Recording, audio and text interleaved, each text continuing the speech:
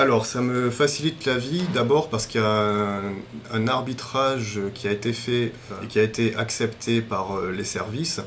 Et ce qui est important, c'est que chacun ait pu s'exprimer et pu exprimer ses besoins. L'arbitrage a été fait, l'arbitrage a été accepté par les services. Donc à partir de là, il est facile de communiquer sur les besoins exprimés par les services.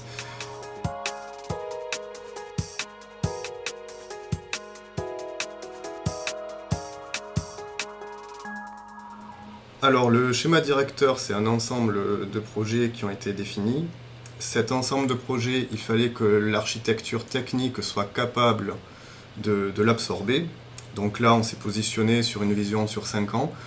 Donc le schéma directeur nous a permis d'orienter nos choix sur l'architecture technique, à savoir la virtualisation des serveurs. Ce qui a eu aussi pour conséquence l'amélioration du PCA et du PRA du système d'information.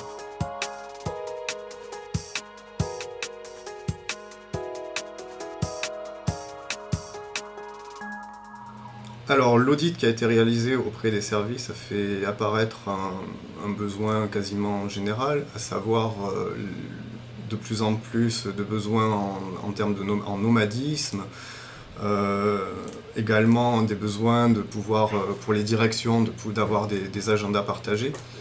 Ensuite, il fallait pouvoir héberger cette solution de manière sécurisée, en minimisant les interventions en interne.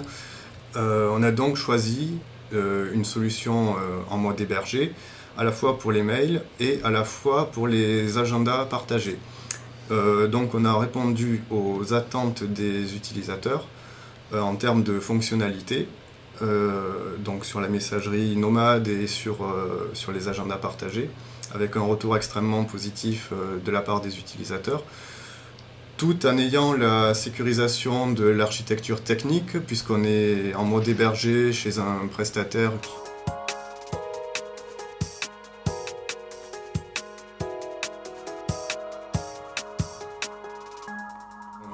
Après étude du marché, le prestataire qui a été choisi, c'est OVH, avec sa solution Outlook Web App.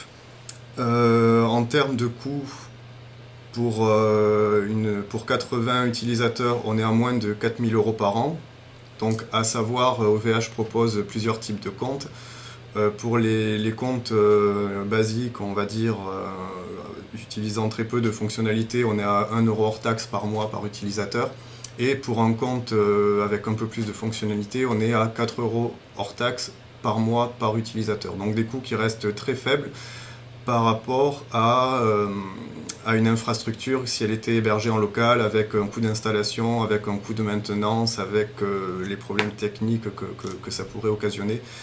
Depuis 6 mois, cette solution est en production. Nous n'avons eu aucune coupure de service constatée.